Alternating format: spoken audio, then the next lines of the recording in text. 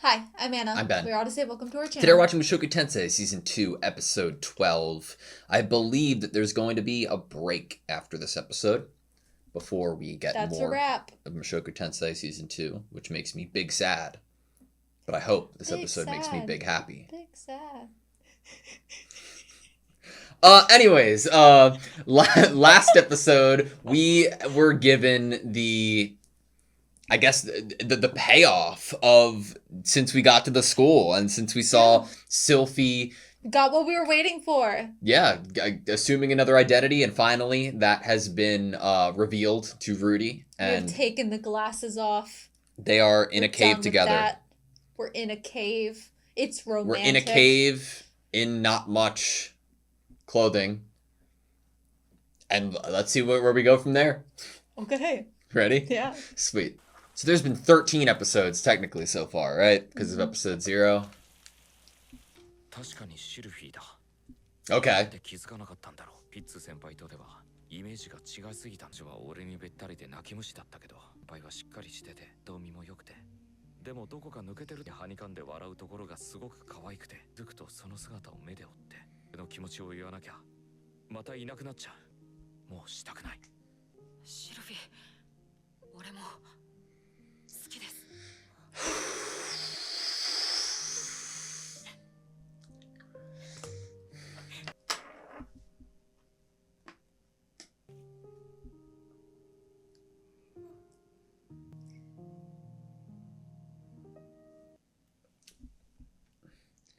How much? How much?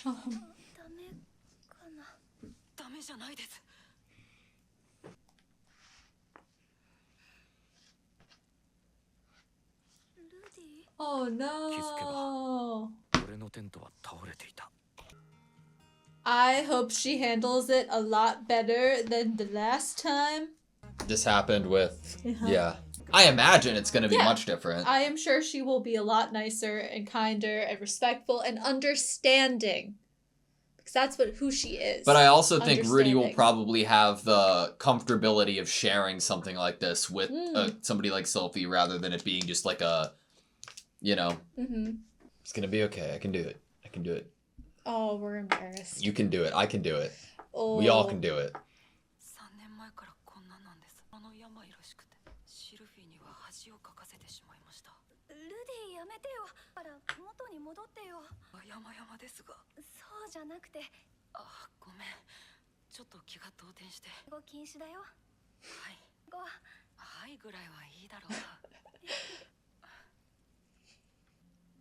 As it should be.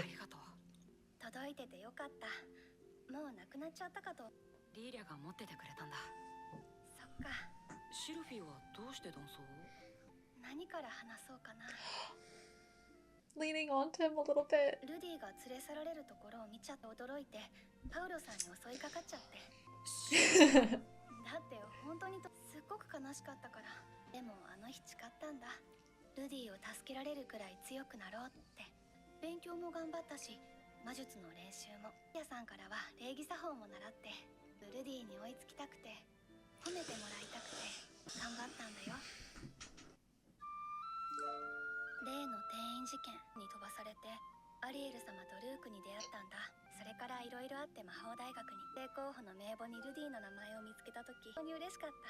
Interesting.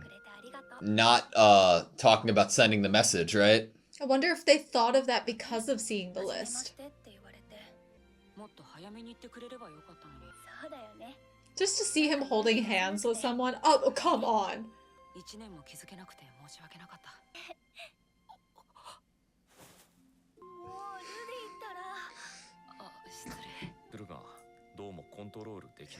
It's better than nothing. I feel very relieved. It's just like Bodygotti said. Women.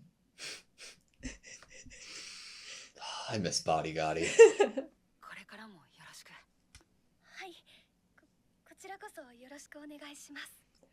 We've never got to see him have that like awkward relationship energy.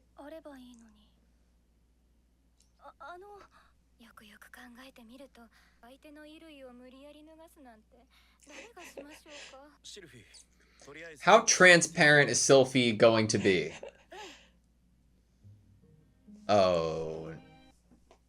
No. Oh no. I don't know if he wanted you telling people that.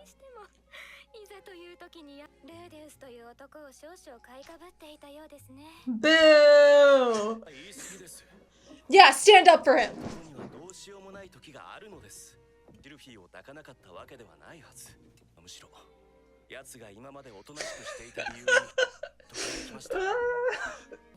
Luke gets it.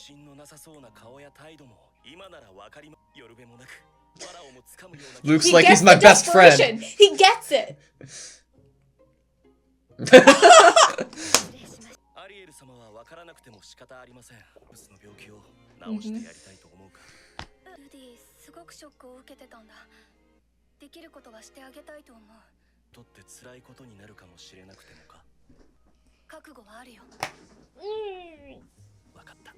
Luke! ルークに何か作戦があるようですが、脳の直し方にいくつか心得があります。どうですか? Whose plan's gonna be better? 何してるにゃ? ではお酒を飲ませます。お待たせしました。なるほど。で、肩のあたりをちらりとはだけるのです。でいけるんですか? 大丈夫でしょう。シルフィーは可愛いです。リーフが欲しいところですね。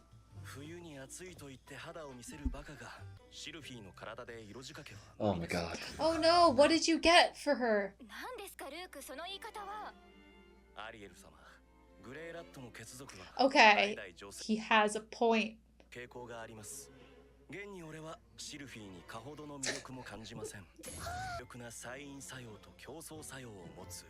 Wait. Stop, that's so crazy. Oh my Way to call god. back. So cool. I love that he just had it. So good.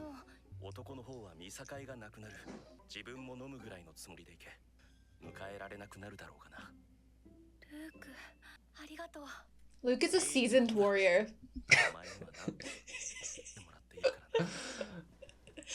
仲がいいですね。では、私からも。これ、アリエル様のお金だよね。 I wonder if that's to like stay somewhere. 私の今月分です。 Whoa. ここまで来れば、これくらいしか授けられるものがありません。さすがはアリエル様です。ご分を。はい。 You got this. I believe in you. You're equipped. You're beautiful. 様が選んでくれた新品。にはルークからもらった美薬。天国のお父さん。Oh. No, no. No. My god. フィッツ先輩、どうぞ入ってください。 Oh my god. どうした？自室で休むんじゃなかったか？泊まりに来ました。まあ、こっち来て座れよ。 He was so caught off guard by that.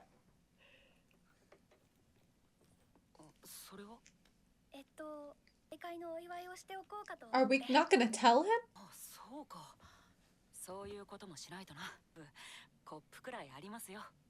I wonder if he made his own cups. I'm pretty sure you should tell someone before. すごく恥ずかしいことを言うんだもんな。大丈夫か？結構強いな。貸してごらん。水とかお湯で薄めてもいいんだよ。どうぞ。ありがとう。に出会ったきっかけもお湯だったね。道で泥玉をかけられて湯で流してくれてさ。あ、懐かしいな。 Do you think they're not now, it's not the time, but do you think that Rudy would tell her what the bully is like up to now? Like what he'd been through? Ooh. で教えてくれたんだよね。からお湯を出すやつ。初めて無栄賞でできたんだよな。そうそう。楽しかったね。といけない。忘れないうちに。これを Oh, thank God. Oh, I was a little scared for a second. He probably recognizes it. I can't believe that the callback. I can't do it. I can't believe it. He's gonna drink the whole thing?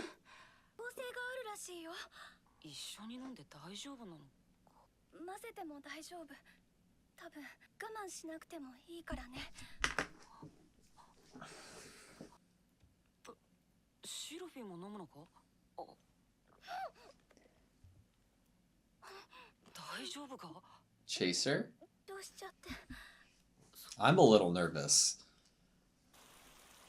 They have a nice little like setup, some mixed nuts, some.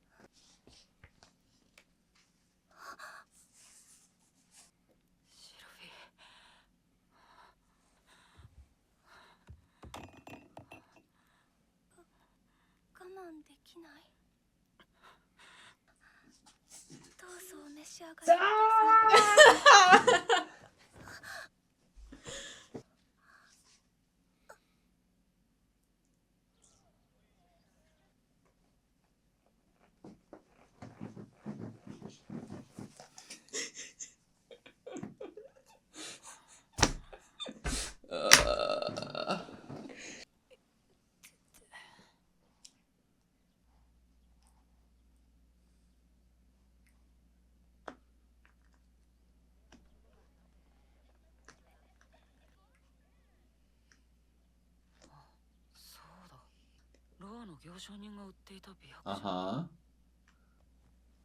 Does the energy feel a little weird to you? Oh.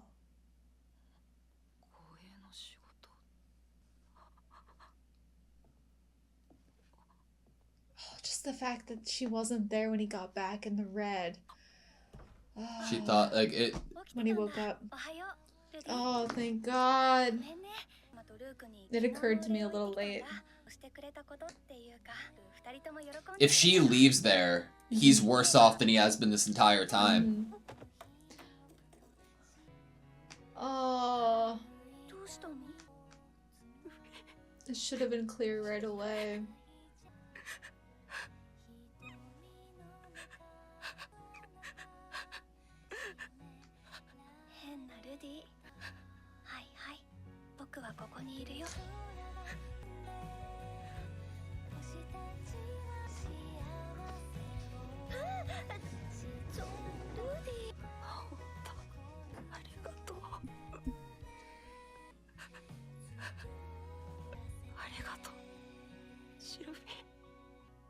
What a touch for the end with the reflection in the glasses. Oh. It's fair. A lot. シルフィーに病を治してもらいました。シルフィーに協力してくださったと聞きを読んでおります。お力になれることがございましたら、 Wow. 私にお声掛けください。の政権争いは忌避していると思っている。政権争いになんて首を突っ込みたくはありません。宇宙にいるとなれば話は別です。あなたの力を借りられるので非常に心強い。それであなたはどうするつもりですか？変異事件で失った家族を探すという使命が今すぐアスラ王国に赴いてというのは、そちらが一段落してからでも構いません。 Okay. Okay. So we can finish what we need to あな do. たはどうするつもりなのですか？はい。不能の治療が終わったら家族のため立つ。 Leaving シルフィ Sylphie. ーとははいさよというわけではないでしょうね。 I guess he hadn't thought about it. シルフィーと What? 結婚します。シルフィエット・グレイラット。 Oh, what? あなたはどうなさいますか？ルーク。ルディ。はい。よろしくお願いします。ルーデウスの妻となるならば、今後断層をする必要はありません。でも、その代わり、ルーデウス、あなたの名を使う。もちろん、私の名前を使うことも許します。 He does have a good reputation. Does this imply that Sylphie will go with him? I think so. That's terrifying. For, like, danger reasons. ルーク。 Yo, look at Luke. 今までありがとう。Ariel and Luke are probably, like, really proud of themselves right now. Whoa. Aww. Part 2. Thank you for making. Okay, that was Mushoku Tensei, Season 2, Episode 12, for the first time in, we had 25 episodes in the first season, right? Mm-hmm. Then we had 13 here. Mm-hmm. That's math. And then once that math is done... Then there's no more math to do. This is the first time I feel like in Mushoku Tensei, or one of a few times, that I don't have much to say. This is empty. Yeah, mine was empty until the last probably 30 seconds. And then I was fair. like, holy shit, I need to write something down. I think that was a good time to be like, I could write stuff down now. And I only wrote 3 things down. Asura, after resolved, marry, use reputation and names. That's it. And that's all the last couple minutes. I think that's what other than the love, I think those are the most important points of, like, going forward. You know, what is going to be happening narratively. So, again, just to clarify, I'm not 100% confident in what is the next move, but I'm like 60-40, 60% being, maybe 70% being Rudy and Sylvie going forward together to search for his family because of the obvious, like, implications of using her name. Right. I definitely think that, you know, this show always just has, this story just always has a way, said it so many times, subverting expectations. It has never gone in the direction that I feel like it's going to go, and it never does what I think it's going to do, because it doesn't do anything that's stereotypical.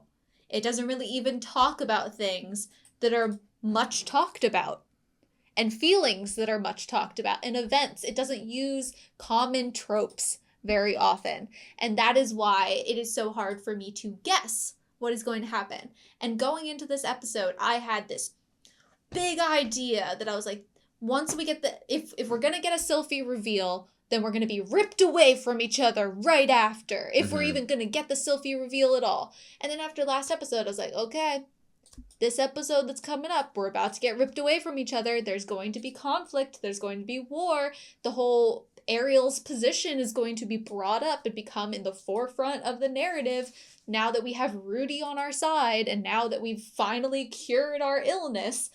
And now what they gave to me is Ariel at the very end there saying, so what are you gonna do? Are you simply going to leave her? She basically poses the question that is exactly what I've been trying to figure out is going to be happening. Like, what is going to be happening? What does this make for Rudy and Sylvie's relationship? Are they going to have time to be in one before conflict? It also shows, like, granted, I agree in the sense that it's, like, for what it does for the narrative and the clarity of it going forward and, like, where it positions us plot-wise to go forward, it's brilliant. It really feels like we ended the arc of being here at the school, and I can confidently say I didn't know if I'd be feeling that at the end of this episode. It almost feels and like it did ended, perfectly. And it ended an arc that started in season 1, episode 1. That's what I feel like it did. This whole time has been one arc, one adventure, and then we're on to the next. Because how we start this series off is knowing that Rudy is born to 2 parents that used to adventure together. Yep. Used to travel together. He, the first girl that he ever decides he's going to marry or falls in love with is Sylvie. And then the aphrodisiac is brought back. Bro, season 1, episode 6, aphrodisiac from the dude opening the box, being like, yo, check this out. Rudy, I'm like 6 years old or whatever, but yeah, This whole episode was a callback to the beginnings of season 1, because we get the aphrodisiac, which is once he's gone to Eris. We get Eris, we get this parallel between Paul and Zenith, and then we get the idea that he has not finished the goal, by finding Zenith. Teleporting incident, that's covered. That's brought back to reinforce the motives going forward. We have, I think we're ready. But also what it did politically too. Like, I haven't felt like we've been the world that we're in has been able to advance politically after the teleportation incident until now because of the characters that we're following. And I think that it's really interesting that they also included Luke bringing up his own family. Yeah. The fact that he is related and that the whole like buxom women, you know, they used that and him saying that obviously to bring the aphrodisiac and give reasons or whatever for his actions there. But what it also does is remind us of the fact that Rudy is technically in a family that has ties and something to do in terms of politics and isn't sure if he necessarily wants to have those ties or do anything about them. Yeah. Dude, hands down, my favorite part of this episode, hands down, maybe the season, but it's the feelings that I have, and I so strongly feel this way, is reinforced by not only this season, but like what you were saying, season 1, has got to be Rudy the second he thinks of Sophie leaving. And I feel like I was so caught up in like the everything else this episode that I was like, that they made me forget for half a second. And then when they brought it back, I was like, in the watching, I said out loud, what's this energy right now? Like a stupid idiot. I know what the energy is. I should have immediately thought it. Sarah, if this was different, if this was more of the same, Rudy, I've never seen anything handle ED the way that this has. And I think that, like, there are obviously, like, since season 1, episode 1, a lot of, like, questionable moral things in regards to the show and the characters of the show, what bad things have happened, what good things have happened, and the journey of trying to be better and get better. Mm-hmm. The way that they handled it, ED, is like, if like you could like break it down and like really, like, I think it's a really good portrayal.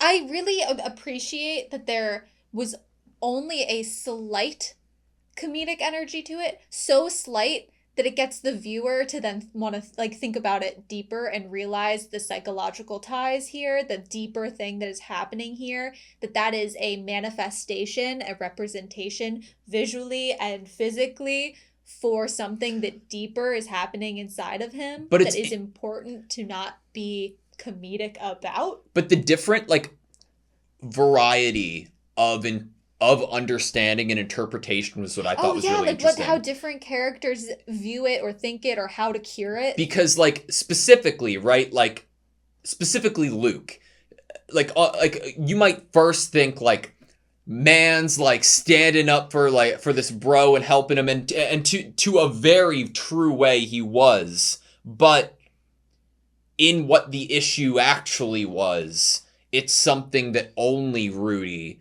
being in the position that he was in, could really get through. Mm-hmm. And if you really get specific about it, and about it not being, oh, I did it once again and I'm over it, mm-hmm. but more importantly, I did it once and then afterwards they were still there. Right. That affirmation there, that he's going to get the reassurance there that she was there, it's not going to be a problem for him. And if it is, it's not going to be something that happens all the time or lasts very long. I think what is important to like remind ourselves is that I'm pretty sure when he was taken to that brothel by Soul, there was drinking and alcohol involved. Mm-hmm.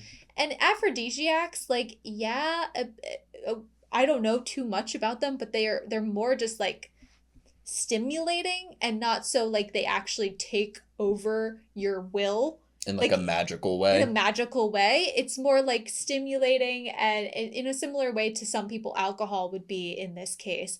So really, I think that I can think of this as Rudy doing it himself and not having to like take an actual special magic thing to be but able it wasn't to do that really cured it or did it, right? It like that meant what nothing. happens is that hug once she comes back. That's what meant everything.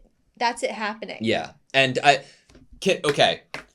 We've been through a lot of distressing anime and moments in anime, specifically recently, right? Yeah. In the past, 4 months. Can I like tell to you what I watch distressing genuinely stuff. thought was going to happen at the end of this episode? Was it horrible? Was it traumatizing? All right. The first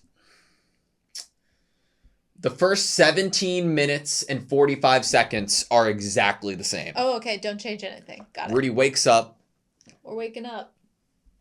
He looks outside. He sees everybody there. Mm-hmm. He goes over to the bed, examines it as he did, thoroughly as he did. Mm-hmm. He goes back to the window. Another teleport incident happens. Stop! He won't know if Sylphie actually left. Intentionally, actually left or not. But would probably think that she did because she'd left the room, right? But not for the reasons that he knew after she came back. Yeah.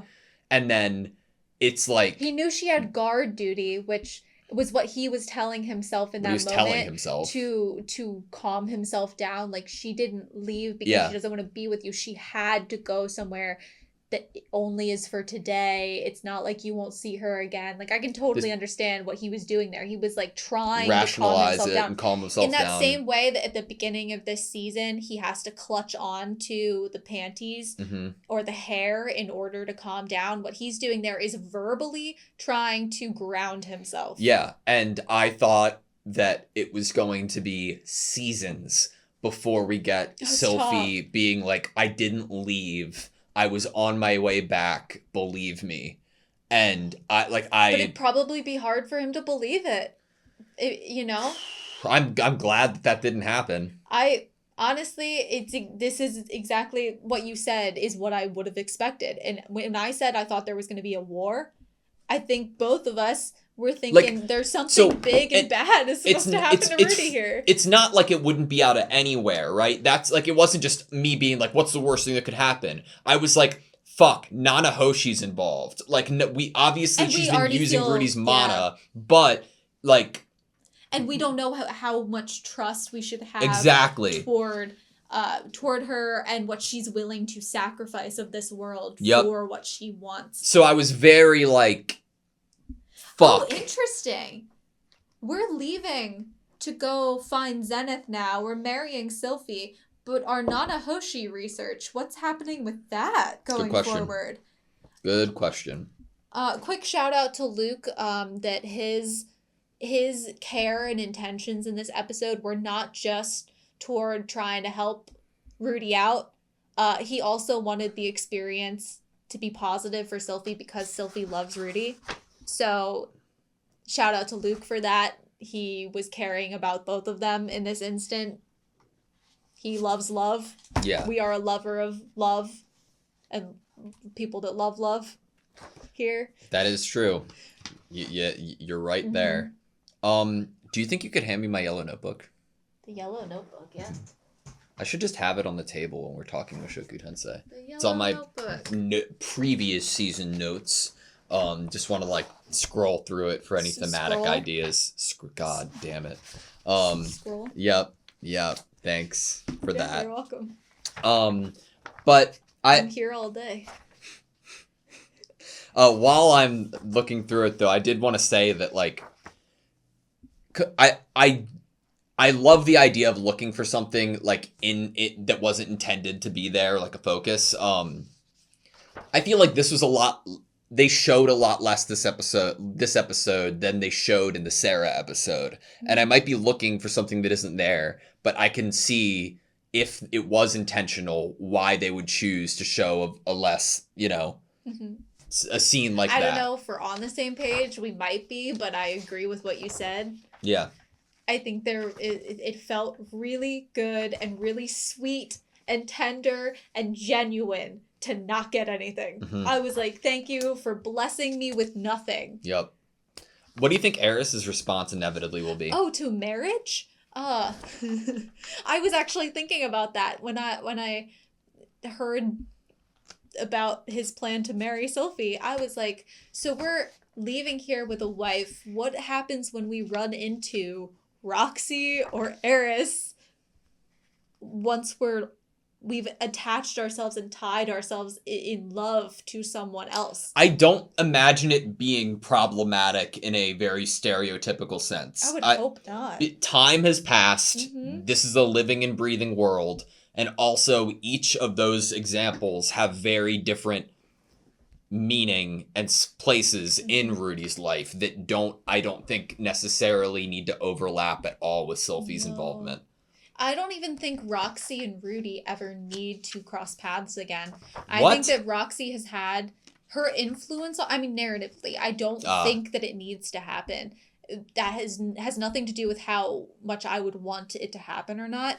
I just think that it's one of those things where she was so monumental and inspirational to him at so early in his life that she's taken on this role of mythical being, if you will, of like a goddess, that she holds this wisdom. She is something that Rudy looks upon in reflection, for answers, for guidance, for inspiration.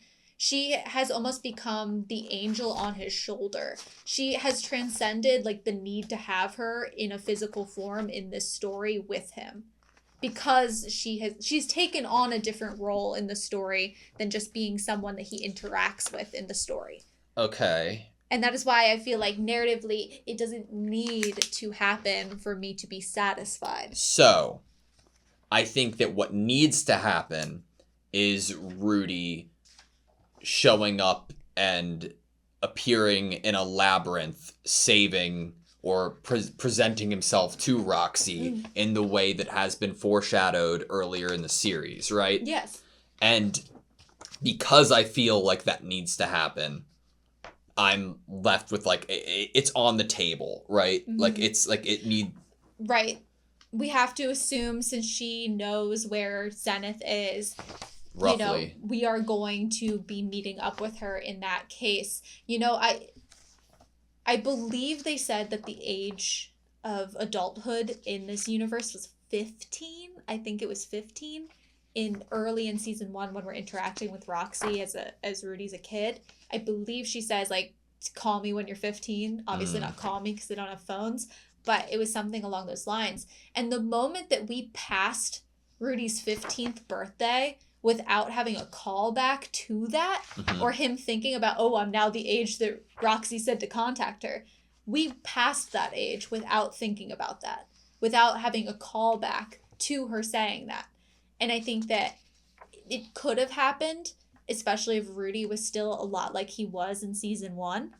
And I think that it was an incredibly interesting choice that we get told this age, by this character that he's romantically interested in season 1, that once you turn that age, I'll think about you differently.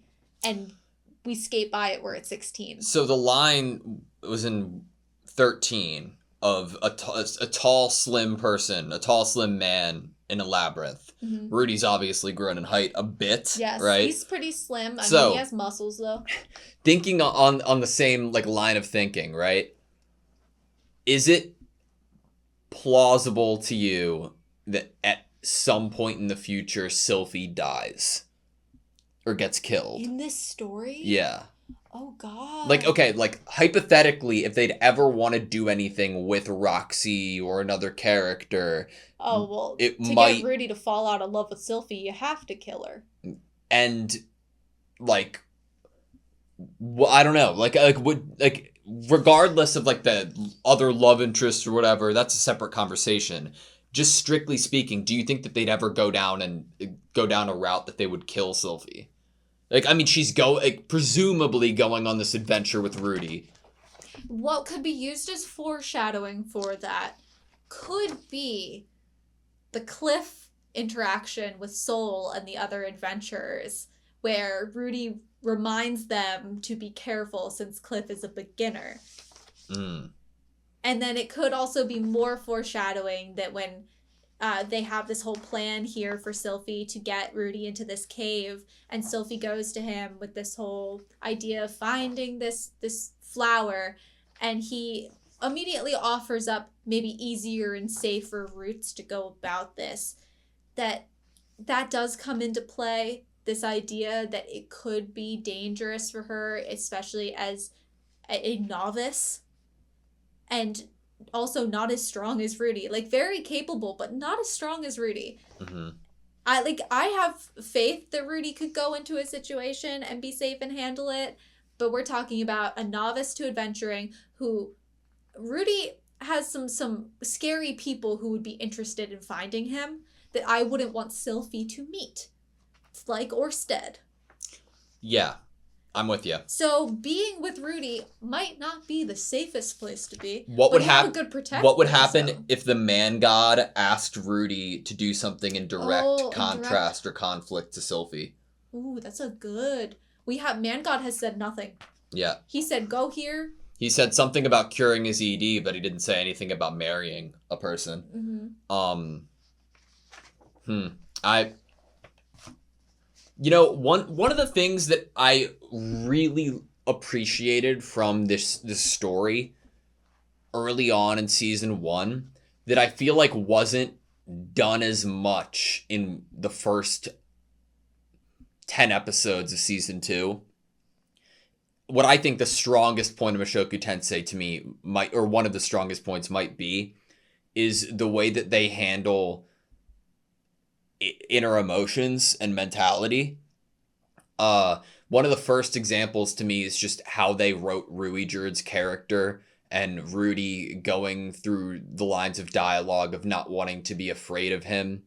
They have countless times. I can think of three right off. Such a strong character, like so strong. I can think of 3 right off of the top of my head. 3 different examples of how they perfectly portrayed like panic attacks and anxiety through Rudy or Roxy or Paul, and like it probably works so well. 1, because the writing's there, but 2, because of how frequently they choose to flex that muscle.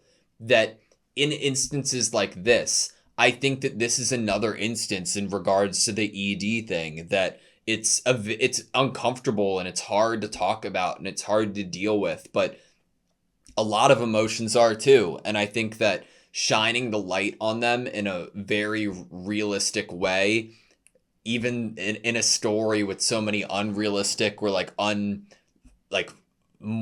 correct, very incorrect, like, things happening. It's crazy to me, like, how powerful they're, or how capable they are of writing things like that. I mean, think about how much, even in our culture, how much something like that would reflect on manhood. Yeah. So it very, very deep and very heavy psychological topic, probably, that would resonate and be a fearful situation, or a situation that a lot of people could watch this and be like, oh my god, if that happened to me, like, how would I view myself? How would I feel internally? Would I resonate with Rudy here? Or maybe they do. I think another thing that is accurately portrayed that we get in this episode is being in love with a best friend, or someone that accepts you and understands you and isn't going to make fun of you, because why the hell would they do that if they love you? And my favorite moment, which is, I guess, my favorite moment in maybe this season, but maybe just specifically this episode, is that when he's crying and hugging her and he pulls away a little bit, he does what he does, and then you know what happens. And I was like, then they're laughing together and she's like, oh, silly Rudy. There was something just so genuine about that, of like, he was literally in tears, but then there's like a little sexual moment and but then like a little care and like comfortability of being able to like laugh with each other. And there was something about that just felt very real. I 100% know what you mean in terms of like real as in like they're real people. Like, I could imagine a real couple having an interaction like that. Yeah, I agree. I don't know. It's like the sense of vulnerability and like it's to make me as a viewer feel like I'd have trouble accepting it if Rudy expressed the way that he did to any other character in the show speaks volumes over what they've done. Because if it was anybody else, I don't think it would resonate or feel as realistic or... When she realizes how he's feeling and how uncomfortable, embarrassed he is with this vulnerability that he's laying on the table, she leans closer. She leans into him. She puts herself on him in a way that's like, I lean on you. I'm vulnerable to you. You're allowed to do the same to me. And I think that once that moment happened, I was like, click. They can be together, and this is a good relationship. In terms of like what you referenced earlier, like masculinity and stuff, that would be the fear, right? When you're hearing a character like Sylphie talk about how much she looked up to you and how she wanted to be strong for you and wanted to impress you, you might think twice about showing a side to somebody like that could potentially make them think lesser of you. Mm-hmm. And that's very real. And to get past that and completely show yourself mm-hmm. is what needs to be done for any growth or healing to actually happen. I also think that it's important to bring Paul into this conversation. Paul in season 1, and we get mention of the gray rats and their taste in women specifically. And Sylphie trying to attack like Paul. A sex drive that they would have. We obviously know very early on in season 1 what type of male role model Rudy is having in this life. Yeah. And also what he was like in his last. Mm-hmm. And for what happens here to happen to him, but it to start at a place where we don't have Paul being the one that he initially gets to go to, but being Sol, who's almost more like a replacement father figure narratively in the story and or older brother character, which I find to be a really nice choice because he even like kind of resembles Paul and acts a little bit like Paul. It was a really great choice writing wise. But we're given this idea of this swordsman that protects this whole village, and he's like an overall sexual man that we hear all these exploits about. Yeah, and you see it too. And we see it too, and we see the aftermath of those exploits. And to then have the son going through something like this that he's going through, I think that even watching it, you could even understand that if Rudy was home right now and going through this, would he be able to speak to his father about it? How would he feel about himself during this time while looking at his father? And seeing how his father acts and what his father's able to do and what his father represents as that role model of the masculine. This was a good episode. And they did well to start the season off episode 1 with all the callbacks to season 1. And then to do a bunch of callbacks to season 1 again at the end of this, like, 13 episodes. I wonder what this does for... I wonder what's next for Rudy's character. Because this whole season was like... I think they left me in a place of literally having no clue what they're going to do with this character. We have healed what happened at the end of season 1. We have overcome panic attacks. We have overcome illnesses. We have found a safety again, finally. That's a scary place to be, though. Security, finally. It's scary for me to feel like we're in a safety because of just knowing what you write in a story, right? This character was ripped away from his home 3 times. He was initially ripped away from Japan, which was his home and the place he knew and his security. His room was his security. And then we have him ripped away from his family home to go live with Eris. And then we have him ripped away from there in the mass teleportation. He has not had a place to call home and it be secure. He has no track record of having a secure place that he can call home. Do you think Rudy and Sylphie are enough to go on another adventure in terms of like ability? I have no doubt in my mind of like their ability and power, but like if there was somebody else to come on the journey. I have a proposal for that. Body Gotti. Yeah, Body Gotti. Bodyguardi's coming with. I Yeah. know it. I feel it in my bones. We had Rui, Jordan, Eris, and Rudy, and now we're gonna have Sylphie, Bodyguardi, and Rudy. That's what I feel is gonna happen. That's the reason Bodyguardi's there. I've been like, Bodyguardi, why are you still there? Why are you in a uniform? Bodyguardi's having his own arc right now, you know? And his arc is just so happening to also...